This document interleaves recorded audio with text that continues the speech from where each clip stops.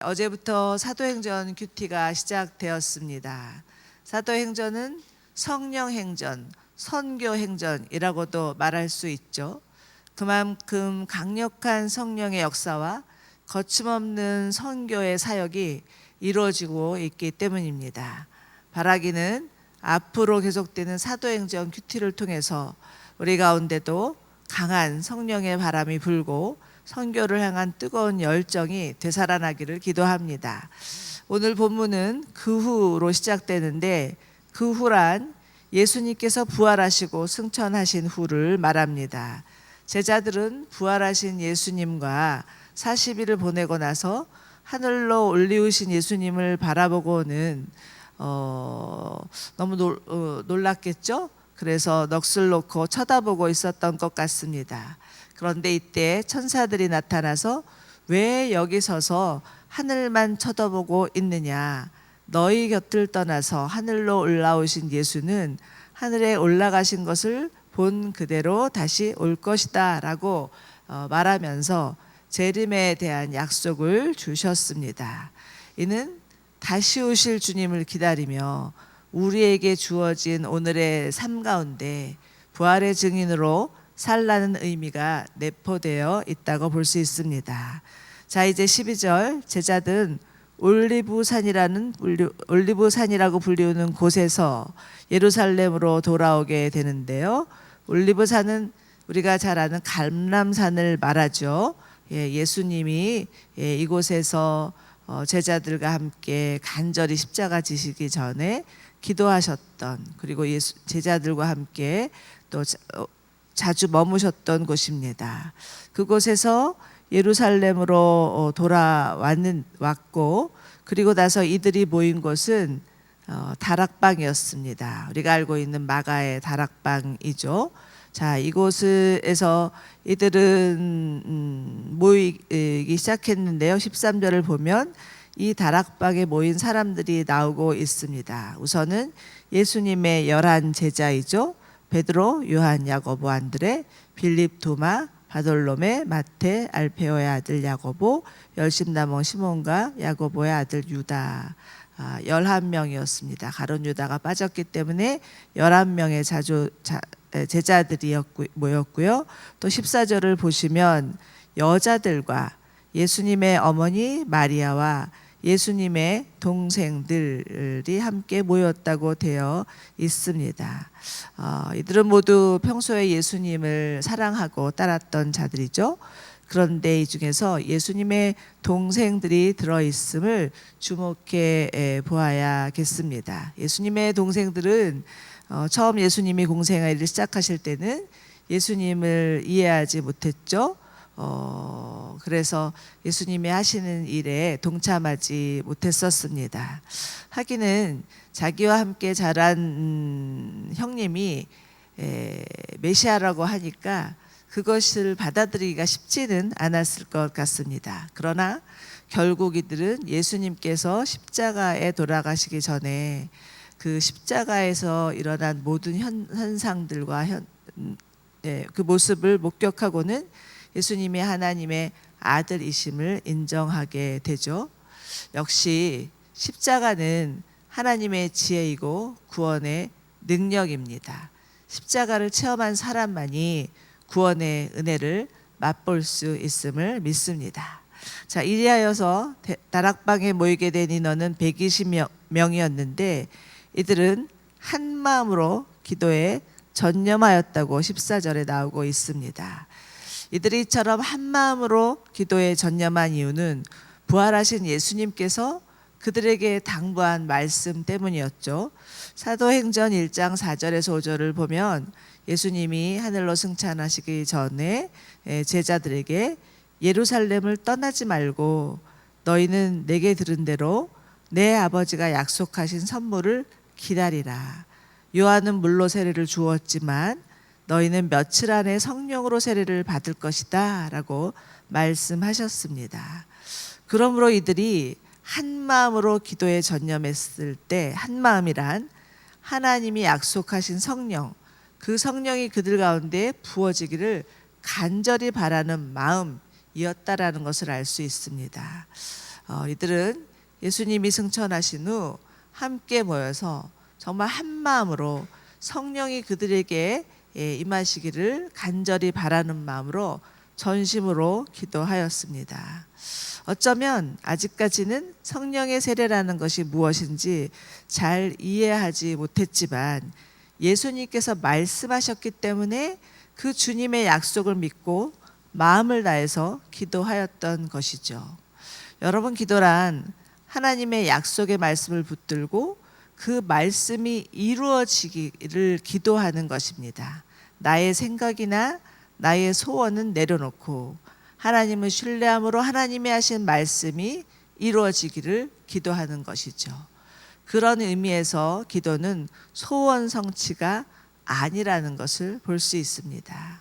하나님께서 우리를 통해서 하나님의 선하신 뜻이 이루어지기를 간절히 기도하는 것이 참다운 기도이죠. 그럴 때 우리가 바라고 원하는 것보다 더 좋은 것으로 하나님이 응답해 주시는 것입니다. 여러분, 성령은 그 어떤 선물보다도 가장 좋은 선물이었죠. 예수님이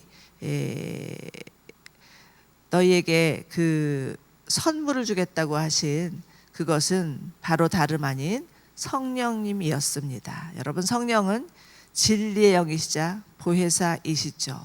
그래서 우리가 성령을 받으면 하나님의 진리의 말씀에 대해서 더욱 깨닫게 되고 더욱 눈이 밝아지고 또 그리하여서 하나님의 복음을 전할 수 있는 담대함과 지혜가 생기고 날마다의 삶 가운데서도 성령의 도우심으로 승리할 수 있게 될 것입니다.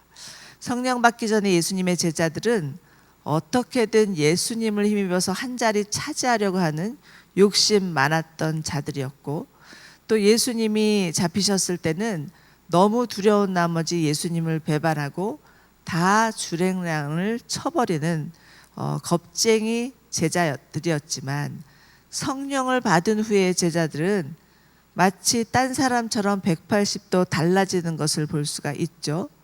이들은 더 이상 자기 것을 움켜쥐려 하지 않았고요. 죽임을 당할까 봐 두려워하지도 않았고요. 담대히 자신의 생명을 다하여서 복음 전하는 일만 열중하게 되었습니다. 그렇기 때문에 여러분, 우리도 다른 어떤 것보다도 성령 받기를 간절히 구해야 합니다. 성령님이 오셔서 우리 안에 있는 모든 정과 욕심을 다 가져가 주시고 또 성령의 충만함으로 담대히 나가 복음 전할 수 있도록 또 복음대로 살아낼 수 있도록 우리는 성령을 구해야 합니다. 오늘 이 아침에도 하나님 앞에 나와 기도하기 위해서 나온 여러분들 가운데 성령이 임하고 그 성령으로 말미암아 참으로 주님의 참된 제자가 되는 축복을 누리기를 간절히 원합니다. 12절 보시면 함께 모여서 전심으로 기도하고 있을 때 베드로가 그들 가운데 일어나 가롯 유다 사건에 대해서 언급하는 것을 봅니다. 16절인데요. 형제들이여, 예수를 체포한 사람들의 앞잡이가 된 유다에 관해 성령께서 다윗의 입을 통해 미리 말씀하신 성경이 이루어질 수밖에 없었습니다 라고 시작을 하죠. 가롯 유다는 우리가 잘 알다시피 또 예수님을 십자가에 팔아 넘긴 예수님의 제자였었습니다. 그는 제자들 중에서도 회계를 담당하던 저였죠. 그런데 슬쩍슬쩍 돈을 빼돌리면서 착복을 하고 오늘 말씀을 보니까 아마 그 돈으로 또 자신의 그 또 욕심을 채우기 위해서 밭을 샀던 것 같습니다. 이제나 저제나 부동산이 최고라고 생각하는 사람들이 있었던 거죠. 그런데 예수님을 팔아넘기고는 그만 자살을 해버립니다. 그것도 자신이 산 밭에서 곤두박질을 해서 배가 터지고 내장이 터져서 다 밖으로 쏟아져 나오는 처참한 죽음으로 생을 마감하게 됩니다. 그는 원래는 열심당원이었죠. 이스라엘을 로마로부터 구원해내고자 애를 쓰던 그런 사람들 중에 한 사람이었습니다. 그런데 예수님을 만나고 나서는 그 열심당원의 그 일을 내려놓고 예수님을 따르게 되는 것 같은데, 그 따르게 된 이유는 동일했습니다. 예수님이 그 이스라엘 나라를 구원해 줄 자라고 판단하였기 때문이죠. 그러나 예수님과 함께 시간을 보내면 보낼수록 자신의 생각과 핀트가 맞지 않는다라는 것을 발견하게 되었던 것 같습니다. 예수님은 하나님 나라 건설에 마음이 있으셨지만 가룟 유다는 오로지 이스라엘 구원에만 관심이 있었던 것이죠. 그러니 점점 그의 마음에는 예수님에 대한 실망으로 가득했을 것이고, 급기야는 예수님을 팔아버리는 죄를 저지르고 맙니다.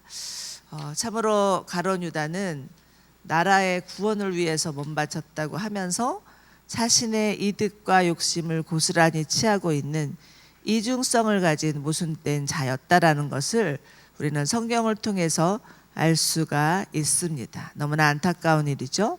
그런데 사실은 이러한 자들이 우리 주변에도 있는 것 같습니다. 겉으로는 민중을 생각하고 또 나라를 구한다고 하면서 자기 욕심으로 배를 채우는, 그래서 결국은 자기 안에 있는 모순된 생각과 그 이중적인 삶이 스스로를 죽음의 길로 몰아넣게 된 것이죠. 19절을 보면 예루살렘 사람들이 이 밭을 아겔데마라고 불렀다고 하는데 피의 밭이라는 뜻이었다고 합니다. 이 가룟 유다의 마지막은 이미 성경에 예언된 바 있었다고 말하고 있는데요. 20절 보시면 그의 거처를 폐허가 되게 하시고 그곳에 아무도 살지 못하게 하십시오라고 기록되어 있다라고 합니다. 여러분, 결국 하나님을 거역하는 악인의 종말은 버려짐입니다. 하나님의 심판이 기다리고 있을 뿐이라는 것이죠. 그러므로 우리는 우리의 생각이나 욕심을 내려놓고 하나님의 생각이 옳음을 인정하고 날마다 주님을 따르는 주님의 선한 길을 쫓는 그러한 자들이 되기를 축원합니다. 자, 이제 베드로는 예수님의 12제자 중에 한 사람의 한 자리에 결혼이 생겼다는 것을 보충하기 위하여서 한 사람의 사도를 선출하고자 하는데요. 그러나 거기에는 조건이 있었습니다. 22절, 반드시 예수님이 공생애를 시작하시면서 세례 받으시고 하늘에 올라오신 때까지 모든 것을 함께한 사람들이어야만 했습니다. 다시 말해서 사도란 예수 그리스도의 부활을 증거하는 증인이어야만 한다는 것이죠.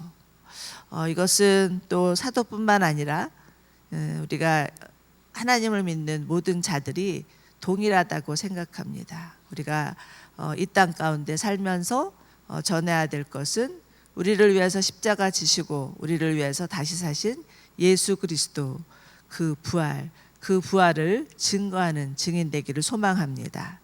당시 예수님을 쫓던 자들은 예수님의 12제자들뿐만은 아니었죠.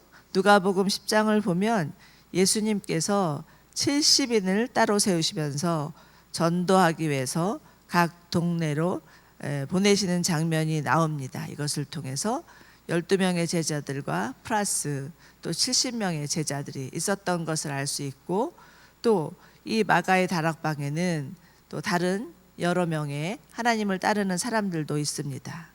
그 중에 누구였는지는 알 수 없지만 23절 보면 사도 두 사람이 추천이 되죠. 바사다 또는 유수도라고 불리우는 요셉이라는 자와 마띠아가 추천이 됩니다. 모두 다 당연히 예수님의 신실한 제자였겠죠. 과연 이들 중에 누구를 사도로 임명할 수 있었을까요? 11명의 사도들은 하나님 앞에 간절히 기도합니다. 24절 보십시오.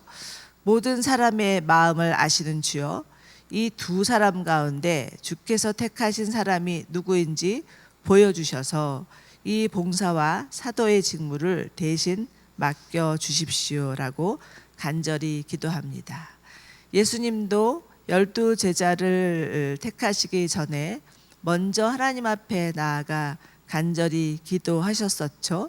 이처럼 하나님의 제자 또 사도는 그 하나님이 택하시는 것이지 사람이 택하는 것이 아님을 분명히 알 수가 있습니다. 그런데 더 중요한 것은 하나님의 택하신 사람이 사람의 기준에 있지 않다라는 것입니다. 고린도전서 1장 26절을 보면 하나님이 그 부르신 자들이 어떠한 자들이었는지에 대해서 나오고 있는데요.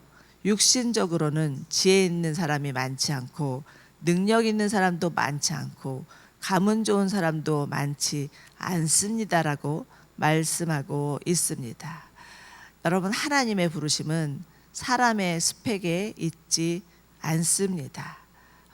그러니 사도로 뽑혔다고 해서 더 능력 있고 더 잘난 사람이라고 생각해서는 안 되겠죠.